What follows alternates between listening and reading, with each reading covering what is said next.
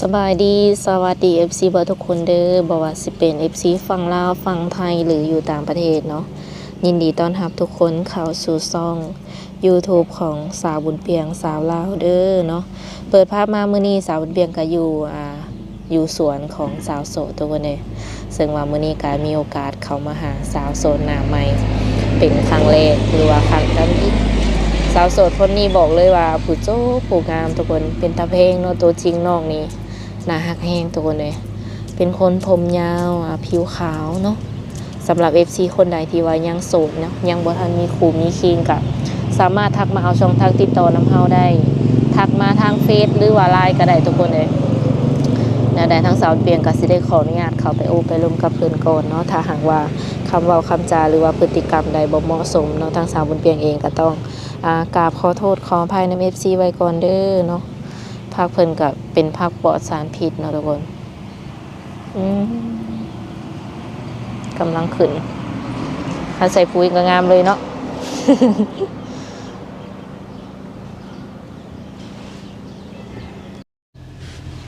สบายดี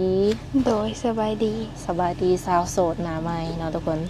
วันนี้กลับมาหาน้องเพิ่นเป็นครั้งแรกเนาะทุกคนมีแต่ว่าทางสาวบุญเปียงหรือว่าเอื้อก็สิขออนุญาตถามเจ้าก่อนเนาะ โดย ตัวใดที่ว่าตอบได้ก็ตอบเนาะคันว่า โดย มันยากเกินไปก็บ่ตอบ โดย ขออนุญาตถามน้องหลาซื้อแนวใด ซื้อโดนัทอายุจักปีตอนนี้ 18อย่าเข้าอืม น้องหลานยังเฮียน 19ย่าแล้วจบม โอ้ได้ใบประกาศม .4 แล้วบ่ .4 แม่น อืมเป็นอะไรน้องหลาคือแบบบ่ได้เฮียนต่อแล้ว ตอนนี้อายุก็ยังค่อนข้างว่าน้อยเนาะ18สิเข้า19 แม่น อืม ออกมาหาเงินยายอย่าเห็น โดย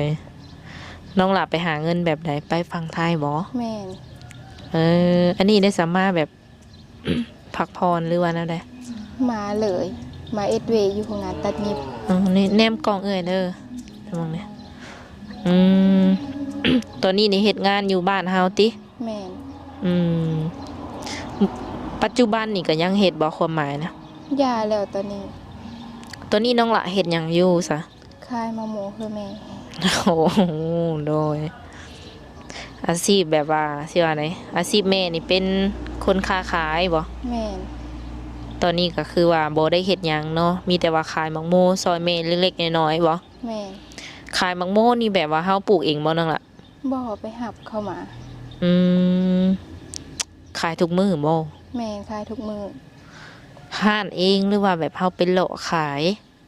ไปหลอกขายแม่ไปหลอกขายแล้วก็เฮาก็นั่งขายอยู่เหิน อืมมื้อหนึงนี่ได้จักพันน้องละ ได้2-3แสนนี่แหละ โอ้โดยกะบ่น้อยบ่หลายเนาะ แม่น อันนั้นรวมทั้งทุนรวมทั้งกำไรบ่มื้อละ 2-3 แสน แม่น อืม รวมกันไปเลย อืม แล้วปัจจุบันนี่น้องละโสดบ่ โสด ผ่านมานี่เจ้าเคยแบบสร้างครอบครัวบ่น้องละ บ่ เคยแบบแต่งงานบ่ ยัง บ่แม่นบ่แม่นเคยแบบว่ามีแฟนบ่ เคยมี เคยอยู่ แม่น เป็นแนวใดแบบว่าคบกันแบบได้โดนอยู่บ่ บ่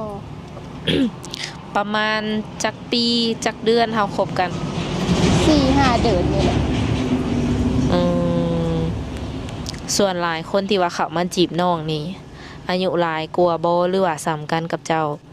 หลายกว่า รุดลื่นกันหลายบ่ แม่น เพิ่นสมมุติว่าแบบคนเข้ามานี่ลื่นน้องหลาประมาณจักปี ประมาณเพิ่นประมาณ30นี่แหละ โอ้ แสดงว่าน้องเองก็เคยแบบ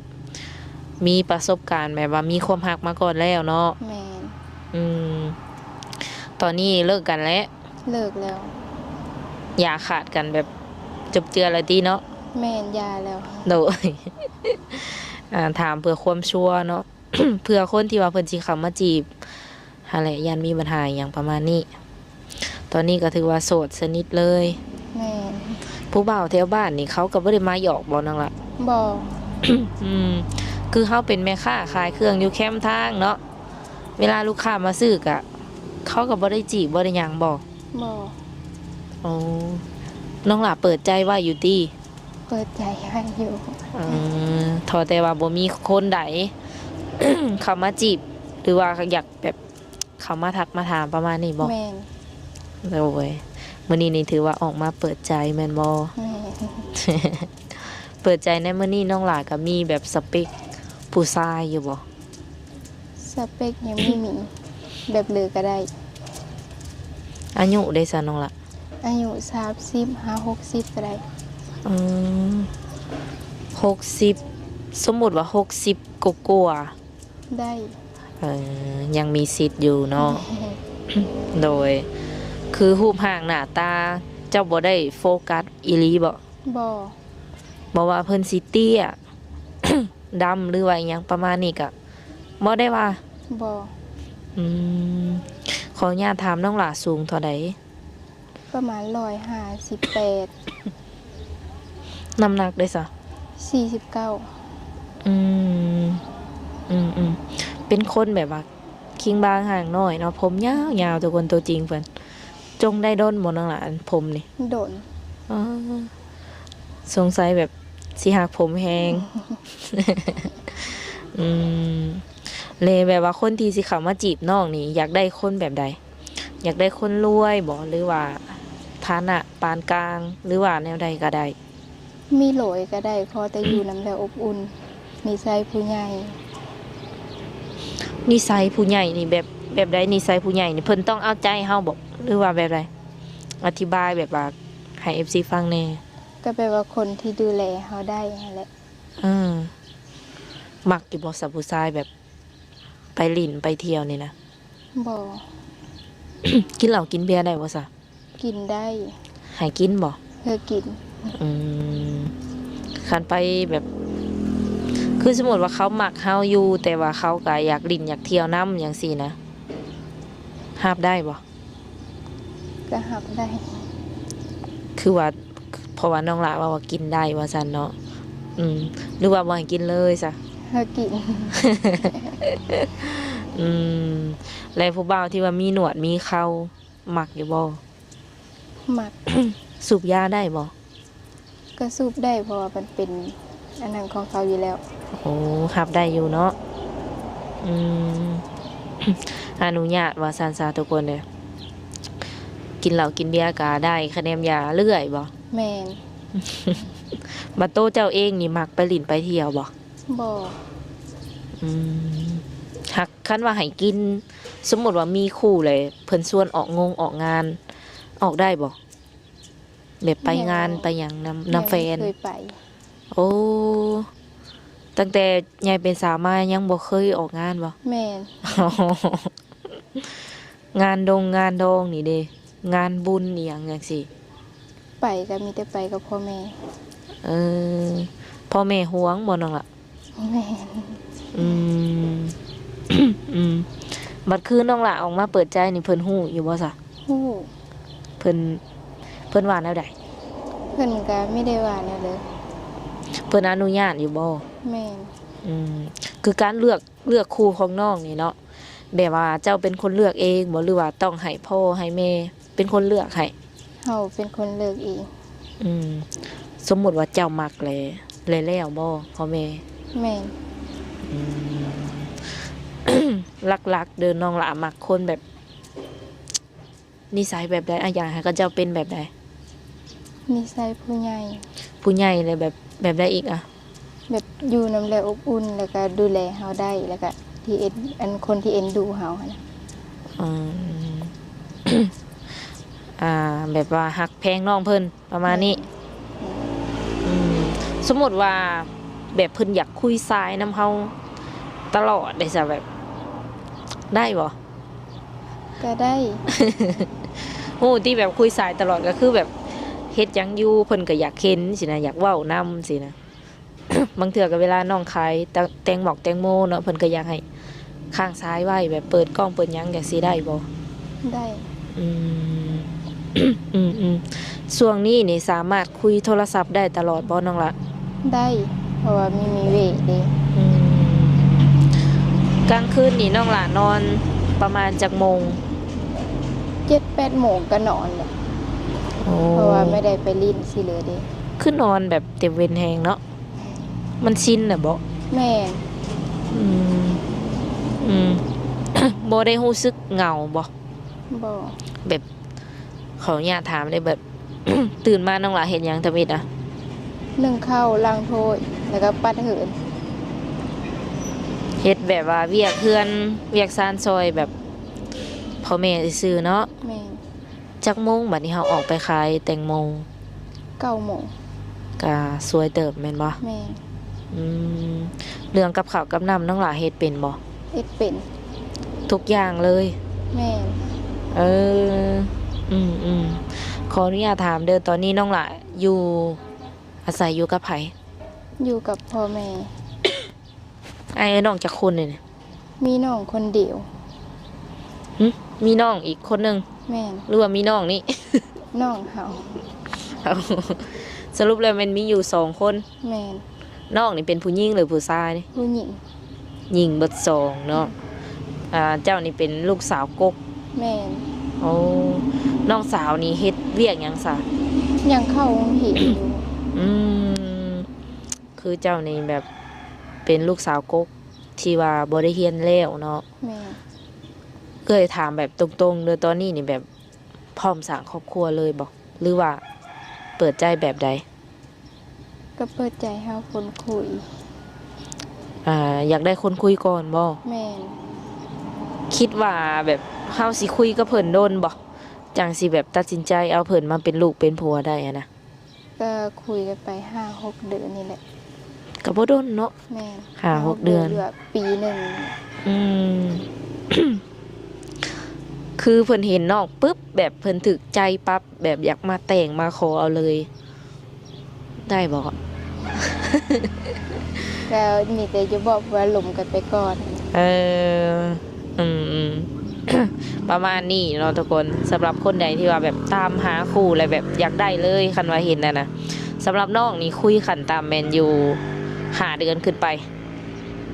อืมเพราะยังจังอยากคุยกันก่อนบอกเพิ่นนะเพราะยังน้องหลาจังอยากคุยกับเพิ่นเบิ่งก่อน ก็อย่าเบิ่งใจกันไปก่อนนะเพิ่นเป็นคนในเรือหั้นนะ อืม อืม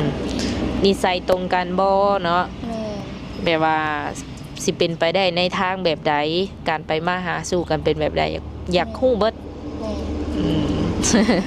สำหรับผู้บ่าวที่ว่าเพิ่นเป็นพ่อห้างพ่อใหม่บางคนมีลูกติดตาม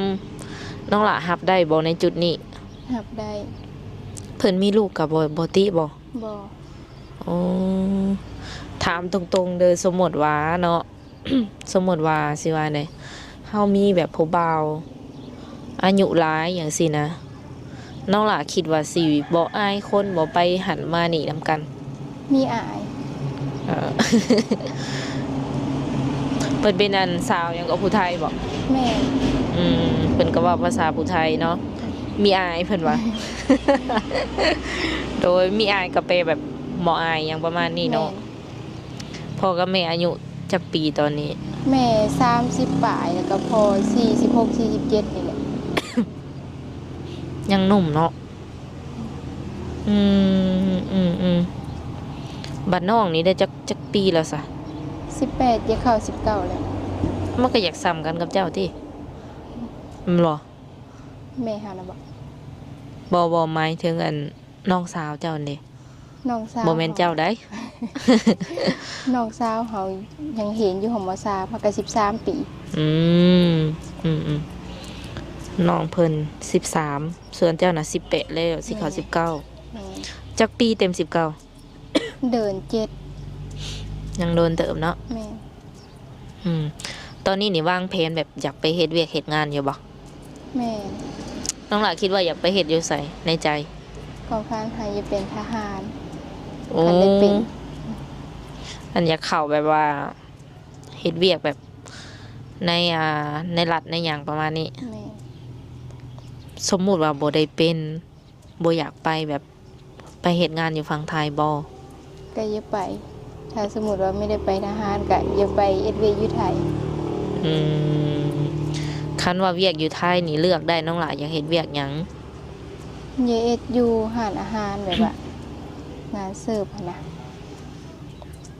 แบบว่าน้องหล่ะถนัดแบบว่าการค้าขายเนาะ แม่ เคยแบบค้าขายอยู่บ้านก็ค้าขายสินะ แม่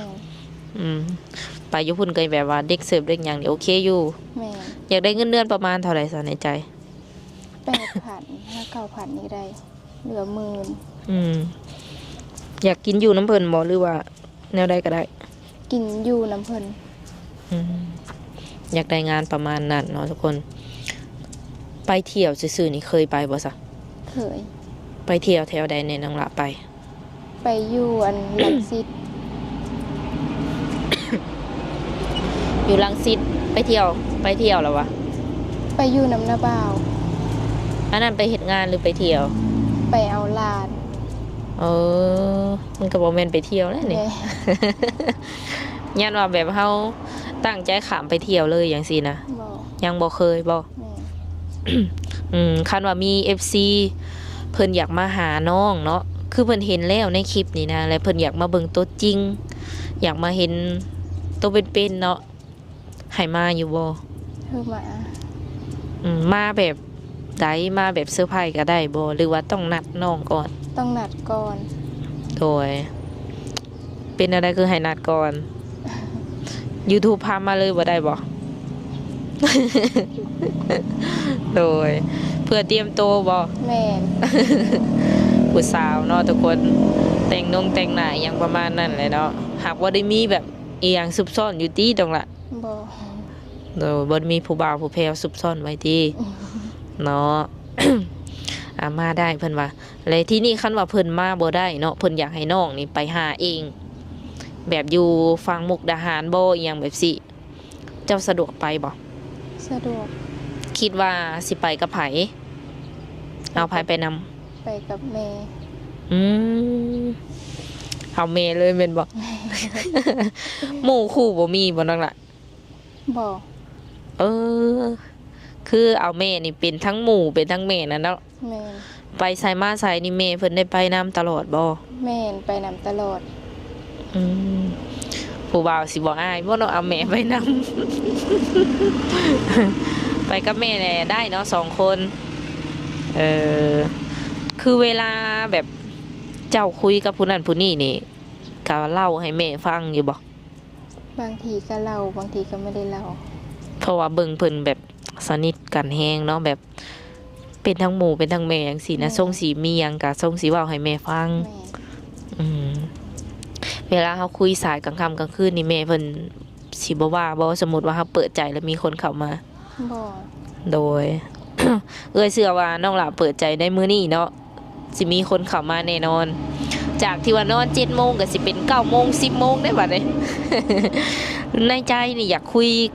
กับผู้บ่าวทางใดเป็นพิเศษบ่ ทั้งเลยก็ได้ อยู่ลาวคือกันก็ได้บ่ แม่น ฝั่งไทยหรือว่าต่างประเทศ ก็ได้ น้องหลามีความสามารถเว่าภาษาต่างประเทศก็ได้บ่ ไม่ได้ อ๋อแต่ภาษาไทยได้บ่ ได้ อ่านก็ได้เขียนก็ได้บ่ อ่านได้แต่เคนมีอยู่ปี อ๋ แต่ อ เคนมีโทรศัพท์และเคนได้ อ๋อโดยก็สื่อสารได้เนาะคันว่าเพิ่นโทรแบบอยากเห็นหน้าเห็นตาน้องหลาสะดวกแบบเปิดกล้องให้เพิ่นเห็นหน้าอยู่บ่ สะดวก อืมคันเพิ่นจะติดต่อหาน้องนี่เพิ่นสามารถติดต่อได้ทางใดแน่ ทางหลายกับทางแอป โอเคสองอย่างเนาะ แม่น อืม คือเวลานี่ว่างตลอด สามารถทักมาได้แบบทักหาเพิ่นได้ตลอด ตอนแรงแบบนี้ได้สันน้องหละเฮ็ดอยู่เฮ็ดกินประมาณจังโมง ซ้ำนี่เฮาก็เฮามา1ข้าว อ่า ข้าวลังถ้วย 4 โมงปลาย แม่น อืม เอาความจริงเด้อแบบว่าตั้งแต่เป็นสาวมาเคยไปแบบปาร์ตี้ในเทคในบาร์อยู่บ่ บอก เออ ความจริง แม่นความจริงเป็นคนมีหมักไปลิ้น เออ แล้วก็บ่มีหมู่คู่หลาย แม่น อืม ก็ประมาณนี้เนาะทุกคน คือขั้นว่าแบบผู้บ่าวขามมาหานี่สามารถแบบนัด นัดมาเจอกันอยู่เฮือนก็ได้บ่ ได้ สะดวกอยู่เนอกคันว่าสิมาหาอยู่เฮือน แม่ อ๋อย่านว่าบางคนก็บ่สะดวกให้มาหาอยู่เฮือน ให้มาหาอยู่แต่ว่าให้ไปหาอยู่ร้านอาหารจังซี่นะเฮาก็เลยว่าถามไว้ก่อนเนาะโอเคทุกคนเลยการเรื่องราวของน้องเพิ่นก็เป็นประมาณนี้เนาะเป็นสาวโสดที่ว่าแบบบ่ค่อยมักลิ้นมักเที่ยว แบบนิสัยหลักๆของเจ้านี่เป็นประมาณใดซะน้องละ นิสัยเขาเป็นคนเงียบๆเป็นคนไม่มักเว้า อืมอยู่กับคนแบบสนิทก็บ่ได้เว้าหลายบ่หรือว่าเว้าหลายอยู่ คนสนิทก็เว้าอยู่ อ๋อเป็นคนใจร้อนหรือใจเย็น ใจเย็น โอ้อืมเวลามีผู้บ่าวนี่ทรงสิบ่ให้เนาะ แม่ หรือว่าเคยให้อยู่บ่บ่เคยให้เลยแบบคบกับผู้บ่าวกะ บ่ อ๋อตู้ก็โอเคสำหรับทุกคนคันว่า FC เอ่ยทักมาหาน้องกะตอบแชทเพิ่นเด้อเนาะ โดย คันว่าบ่มักก็บอกเพิ่นไปตรงๆก็ได้เพิ่นโอเคเพิ่นรับได้ประมาณนี้ โดย สุดท้ายนี้น้องหลามีหยังอยากฝากถึงแบบผู้บ่าวที่ว่าสิเข้ามาคุยนำเฮาบ่นับตั้งแต่มื้อนี้เนาะเป็นต้นไป มีความในใจอยากบอกเพิ่นบ่สำหรับคนที่สิเข้ามา บ่มีเพิ่นว่าทุกคนเด้อยังเขินอยู่ เขินบ่หรือว่าอะไรสิ้นแล้วติคือน้องหลาเปิดใจนี่ครั้งแรกบ่ซะ ครั้งแรก อ๋อเห็นในช่อง YouTube นี่บ่หรือว่าแบบมีโมคูแนะนำมา เห็นในซ่อง น้องหลาก็ติดตามอยู่เนาะ แม่ อืมใส่เวลาแบบโดนบ่จังตัดสินใจออกมาเปิดใจได้ มีดน ใส่เวลาแบบรวมความกล้าประมาณจักมื้ออะ 2-3 ผิด ฮะ 2-3 ผิด 2-3 2-3 อาทิตย์ โอ้เป็น ประมาณเดือน กระโดนเติบเลยเนาะ มันบ่ค่อยอยากได้ยินเนาะทุกคนประมาณรถมันขามไปขามมาเนาะ แม่ อืม โอเคสุดท้ายนี้ทางสาวบุญเปียงกะสิขอโอลมกับเพิ่นประมาณนี้ละกะมีน้ำจิตน้ำใจเนาะสิได้มอบเงินให้เพิ่นจำนวน100,000 กีบเนาะทุกคนไว้ให้เพิ่นเติมบัตรเติมเบอร์หรือว่าซื้อเฟอซื้อหยังกินแล้วแต่เนาะ โดย อันนี้ก็เป็นเงินที่ว่า ผู้ใหญ่ใจดีเนาะที่ว่าเพิ่นซัพพอร์ตช่อง YouTube เอื้อยเนาะเพิ่นฝากมาให้สาวโสดทุกคนที่ว่าถ่ายทำนำหั่นแหละ โดย อ่าโอเค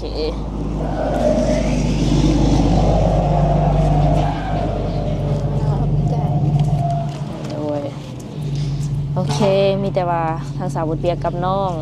หยังก็ โดนัท โดนัทสิได้ขอตัวเจอไว้ก่อนเด้อมื้อหน้ามื้อใดมาหาใหม่เนาะ โดย สบายดี สบายดี